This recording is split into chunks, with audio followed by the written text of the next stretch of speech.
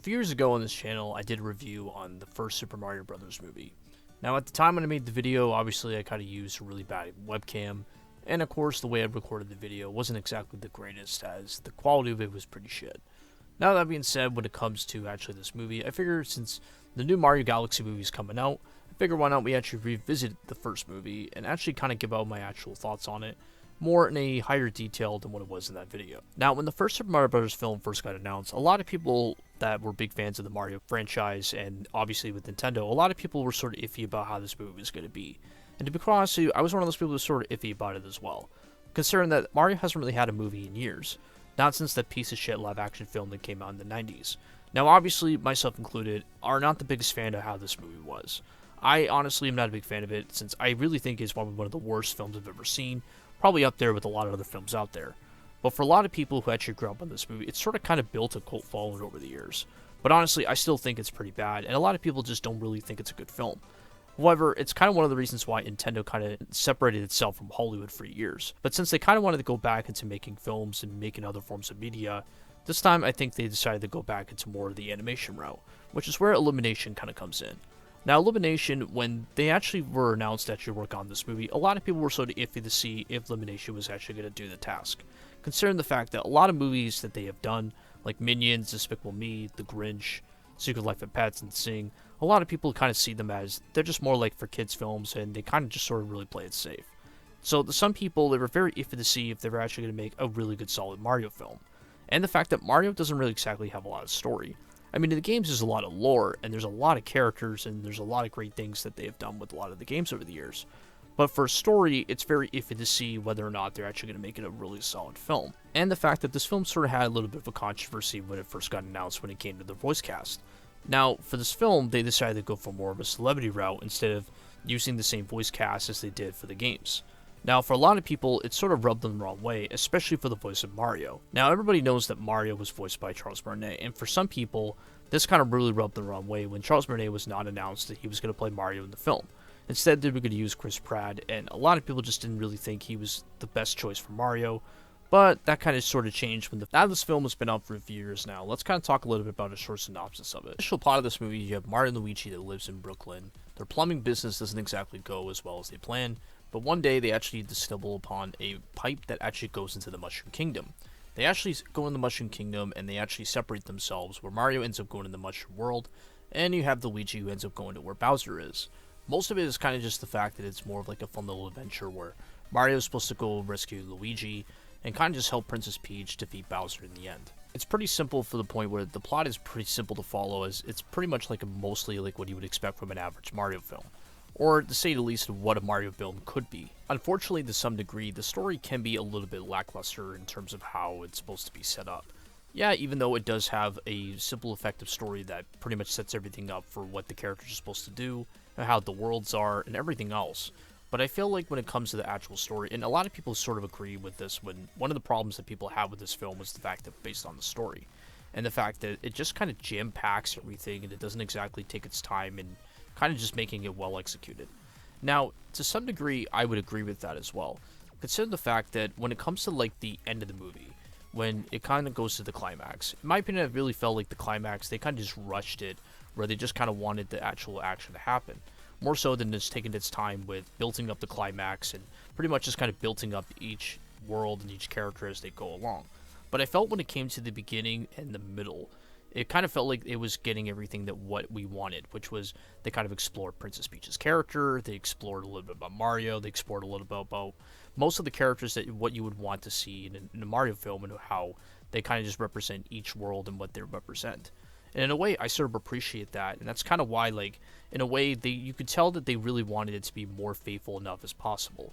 Consider the fact that Mario is an IP, and they obviously wanted it to be as much faithful as possible, so that way nobody would be upset about it, and obviously they can have a lot of fun with it. And that's kind of why I think the story is kind of the way it is. And yeah, sure, obviously, it kind of suffers from the same fate as a lot of like, Illumination films. A lot of other Illumination films kind of suffer where it tries to be really safe with its material. And yeah, sure, people can deem it as, okay, it's a very simple kid's film, and it's not really supposed to be over the top. It's just enough that you could sort of be satisfied with it. And in a way, it's kind of like that with the Mario film. The Mario film has enough where it can be satisfied with what they have with the references, and basically just with all the characters and pretty much the fact that it's Mario. That's literally what a lot of people kind of got out of this movie. In a sense, it does a really good job by making it as accurate as possible for every Mario fan that's really satisfied with all the references that it shows on screen. So even if the story isn't really as good as what people expect it to be, at least here, people can sort of get satisfied with the fact that it's a Mario film and that the source material is there and they can get something out of this movie. And that goes for the characters as well. Most of the characters pretty much just fit their counterpart of what they're supposed to be in this movie. Pretty much most of the characters, I would say, they do pretty well. In regards to like Mario, Luigi, Peach, Toad, Bowser, Donkey Kong, etc. A lot of the characters that are featured in this movie do exactly what they're supposed to be, and most of the personalities fit really well, especially from the games. Now, when it comes to like Mario, now obviously with Mario's obviously, there's not much you can say about Mario other than the fact that it's just really Mario. Mario's pretty much just the character that you sort of identify and pretty much kind of see most of this movie. And that's kind of really what it is. Pretty much, I would agree with a lot of people that even though Chris Pratt was kind of an odd choice to pick for Mario, but he sort of grew on me as I watched later on in the movie. Even though, yeah, I kind of wish Charles Martinet could have voiced him instead of Chris Pratt. But in a sense, I kind of understand why they did it, since obviously they wanted a A-list actor that basically helped sell this movie for what it is. But despite the fact that I actually do think that Martinet should have been the voice of Mario, I still think that Pratt actually was a pretty good voice regardless if I sort of didn't like it or anybody else didn't like it. Luigi, I thought was actually pretty good, and Charles Day actually did a really good job with Luigi. I was trying to make him more so just a scared brother who actually is like the lovable brother in the end. Peach, obviously, since I know a lot of people know from me on my channel, Peach is probably my favorite Mario character in general. Now, obviously, a lot of people are very mixed with how Peach was in the movie, and I'll be honest with you, I thought they did a great job with Peach. I know some people are very used to Peach in the games where she always got kidnapped by Bowser and she's the damsel in distress. That's literally her character in of itself. But honestly, the way they did Peach in this film, I thought they did an excellent job. They didn't make her preachy, they didn't make her woke, which is really, really nice. That's one of the things I was really worried about, considering the fact that I've been a big fan of Peach for the longest time. And honestly, the way they did it with Peach in this film, I thought was pretty phenomenal. Anya Taylor-Joy did a great job voicing her, and honestly, I couldn't have picked any other actress to play as Peach, even though there could have been other actresses that could have played the character, but honestly, Anya Taylor-Joy did a great job, enough that I was really satisfied with what was presented to me on screen. Toad is pretty much the companion that kind of goes with you throughout the journey, and you also have Donkey Kong. Now, Donkey Kong pretty much was a character that I was kind of iffy to see if Seth Rogen was actually going to deliver the role pretty good, considering the fact that, I mean, obviously, Donkey Kong does not sound like what he's supposed to look like from the games, which, to be honest with you, even with the whole Chris Pratt thing, was kind of the same thing with me with Seth Rogen, where I thought it was kind of really an odd choice to kind of voice Donkey Kong. But in a sense, I think it kind of just rubbed me the wrong way with how Seth Rogen was with Donkey Kong, where obviously Donkey Kong kind of has a voice and doesn't really make a lot of monkey sounds or just the kind of sounds like he makes in the games. But I still thought he was pretty good, and Donkey Kong was pretty well done in this movie, especially with the Donkey Kong Country world and with all the rest of the characters where you saw Cranky Kong, Diddy Kong, all mixed with different Kongs that you see most in the entire movie. Last but not least is Bowser, who pretty much is the only character that a lot of people seem to believe that really steals the show in this entire film, mainly because of the fact that it's voiced by Jack Black, in which I really like Jack Black as an actor. I think he does a great job in a lot of his movies, and I'm a big fan of a lot of his movies. But for Bowser, I definitely felt like it's one of his best roles as well, because you could tell he really enjoyed playing Bowser, and I think from seeing a lot of interviews and seeing a lot of things that he's talked about with Bowser, and just seeing him play Bowser in the movie, you could just tell he had a lot of fun voicing the character. And the fact that the Peaches song, which he also did as well, I don't think there's really much I can go in detail on how great that song is, since pretty much everybody in the world knows what that song is at this point. Now that I briefly talked about the characters, what do I think about the animation? Well, since this movie is animated by Illumination, and obviously I'm actually a big fan of Illumination as a whole, I think they're a great studio when it comes to their animation, I do think that it's animated pretty well. I mean, obviously the characters look very much like they are in the games, and their counterparts look exactly the same. Mario looks pretty good, Peach looks pretty good, Donkey Kong looks pretty good. I mean, most of the characters in this film, I think they look pretty well in terms of what they look like. And obviously there's some people that don't really seem to like Illumination's art style, which, to be quite honest with you, I think a lot of their films are great, and a lot of their art style is pretty well done.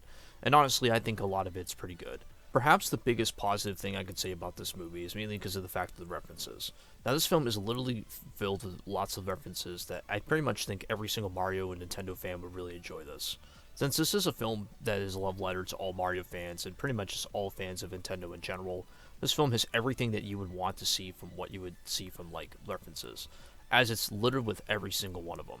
From the Donkey Kong area to the Rainbow Road scenes with the Mario Kart areas, with the Mario Kart references, Yoshi's Island, the desert area, pretty much everything that you would want to see in a Mario film that's littered with everything that you would want to see. As a Mario fan myself, I was really satisfied with all the references that were shown on screen. However, since this film does have a lot of positives in my opinion, there's still a few negatives I have with it, since obviously this film is far from perfect. It could be perfect, however, it doesn't exactly have the biggest perfect score in my opinion.